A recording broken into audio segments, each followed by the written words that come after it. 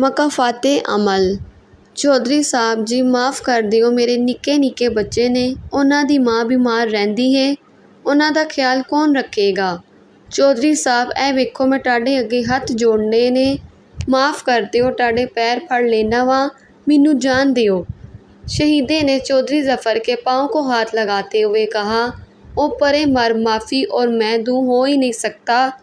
تمہیں کس نے کہا ڈیوٹی کے وقت سونے کو؟ پتہ ہے میری کتنی گندم چوری ہوئی، اس کا حساب تیری آنے والی اگلی 7 نسلیں بھی نہیں دے سکتی، تو جی کر کیا کرے گا؟ چودھری نے اپنے پاؤں سے شہیدے کو دھکا دے کر زمین پر گراتے ہوئے کہا، اور خود چارپائی پر بیٹھ کر اپنے نوکروں کو حکم دیا، جاؤ اسے کھیتوں میں عرضی کمرہ بنایا تھا گندم رکھنے کے لیے، وہاں بند کر کے آگ لگا دو۔ میری گندم چوری ہوئی ہے، اس سے بھی یہی سزا ملنی چاہیے تاکہ سب عبرت پکڑیں۔ چودھری ظفر کی دین نوکری میں خیانت کرنے کا انجام کیا ہوتا ہے؟ چودھری نے لکراتے ہوئے کہا، چھوٹا سا کمرہ جو لکڑیوں کی مدد سے عارضی طور پر بنایا تھا، اسے سڑک کے کنارے چودھری کے کھیت میں ہی بنایا تھا تاکہ گندم ایک ساتھ لے جانے میں آسانی ہو۔ آس پاس گاؤں کے سارے لوگ کھڑے تماشا دیکھ رہے تھے، پر کوئی بھی شہیدے کا ساتھ دینے کو تیار نہ تھا۔ چودھری ظفر جس نے گاؤں کے زیادہ تر لوگوں کو سود پر قرض دے کر نہ صرف ان کو بلکہ ان کی آنے والی نسلوں کو بھی اپنی غلامی میں لے لیا تھا، شہیدہ بھی اسی غلامی کی زنجیر میں پھنس چکا تھا۔ شہیدے کے 4 بیٹے اور بیوی تھی، چاروں کو ہوش سنبھالتے ہی چودھری ظفر کی زمینوں پر محنت مزدوری کے لیے جانا پڑا۔ گرمیاں زور و شور پر تھی، ہر طرف گندم کی کٹائی ہو رہی تھی، راتوں کو گندم چوری ہونے کے ڈر سے لوگ جاگتے رہتے۔ چودھری ظفر نے شہیدے کو ذمہ داری سونپی، جو دن بھر کٹائی کرواتا اور رات کو پہرا دیتا۔ آخر کو وہ بھی انسان تھا، ایک رات آنکھ لگ گئی تو تھوڑی سی گندم چوری ہو گئی، پر چودھری ظفر بھی چودھری تھا، اتنی سی غلطی کیسے معاف کرتا؟ اس کی نظر میں انسان کی زندگی حیثیت کسی کیڑے مکوڑے جتنی تھی۔ گاؤں والوں پر ظلم کرنا اپنا فرض سمجھتا تھا، کسی کی کیا مجال جو اس کی راہ میں آئے۔ آج اس کے ظلم کا شکار شہیدہ ہونے جا رہا تھا۔ نوکر نے اسے کھیتوں میں بنے عارضی کمرے میں لے جا کر بند کر دیا۔ چودھری صاحب کے حکم سے وہاں آگ لگا دی گئی۔ اندر شہیدے کی چیخوں کی آوازیں اور باہر اس کے بیوی بچوں کی آوازیں آ رہی تھیں۔ چودھری صاحب، آپ کا انجام دیکھنے کے لیے میں تو نہ بچوں گا، لیکن یہ دنیا دیکھے گی۔ آخری الفاظ جو شہیدے نے کہے، اس کے چیخوں کا سلسلہ تھم چکا تھا۔ ہر ان کے شک بار تھی، ہر آنکھ اس کے شک بار تھی۔ چودھری صاحب خوب مزے سے تماشا دیکھ رہے تھے۔ جب چودھری کو یقین ہو گیا شہیدہ اب نہیں رہا تو چارپائی سے اٹھا اور اس کے بیوی بچوں کی جانب بڑھا، ایک نظر ان کو مسکرا کر دیکھا، پھر نوکروں کو حکم دیا، ان کا 3 دن کا کھانا ہماری طرف سے ہوگا۔ آخر کو شہیدہ بھی ہمارا کچھ لگتا تھا نا؟ چودھری اور گاؤں کے زیادہ تر لوگ جا چکے تھے۔ کچھ لوگوں نے شہیدے کی لاش اٹھائی اور دفنانے میں مدد کی۔ شہیدے کے ساتھ جو ہوا لوگ بھول نہ سکے۔ چودھری کے ڈر سے باہر تو ذکر نہ کرتے، لیکن گھروں میں ہر کوئی آہیں بھرتے اور دل ہی دل میں بددعائیں دیتے۔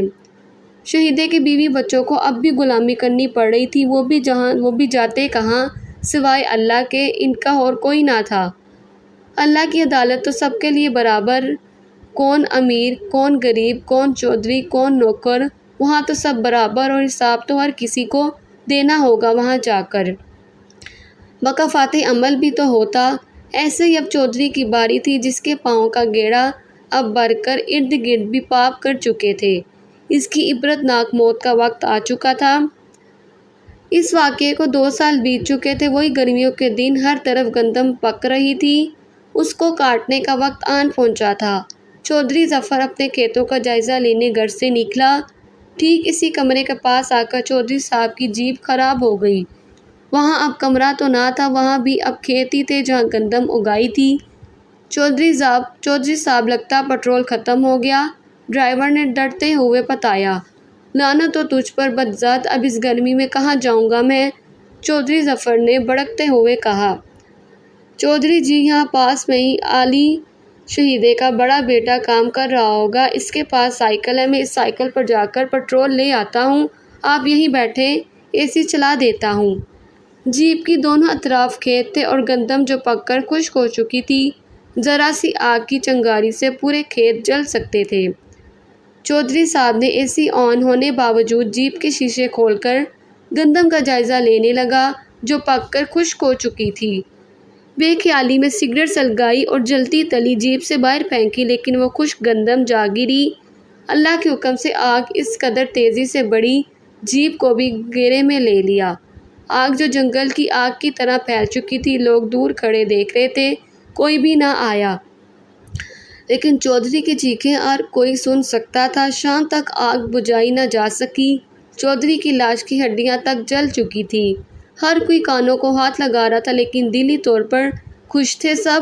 ہر کوئی کہہ رہا تھا شہیدے کے ساتھ جو کیا اس کا یہ انجام، باقی حساب اللہ کے آگے جا کر دے گا۔ گندم جل جانے کے باعث چودھری کے خاندان کو بھی بھاری نقصان سے گزرنا پڑا۔ شہیدے کے آخری الفاظ بھی یہی تھے، میں نہیں دیکھوں گا پر دنیا دیکھے گی۔ ایسا ہی ہوا۔ شہیدے کی بیوی بچے بھی کھڑے اللہ کا انصاف دیکھ رہے تھے۔ وہی جگہ اور وقت اتنا بھی نہ ملا کہ بھاگ کر خود کو بچا سکے۔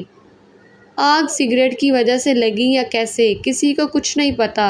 یہ تو خود سے اندازہ لگا لیا گیا کیونکہ چودھری سگریٹ نوشی کرتا تھا۔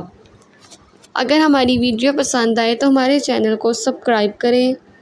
ملتے ہیں نیکسٹ ویڈیو میں۔ اللہ حافظ۔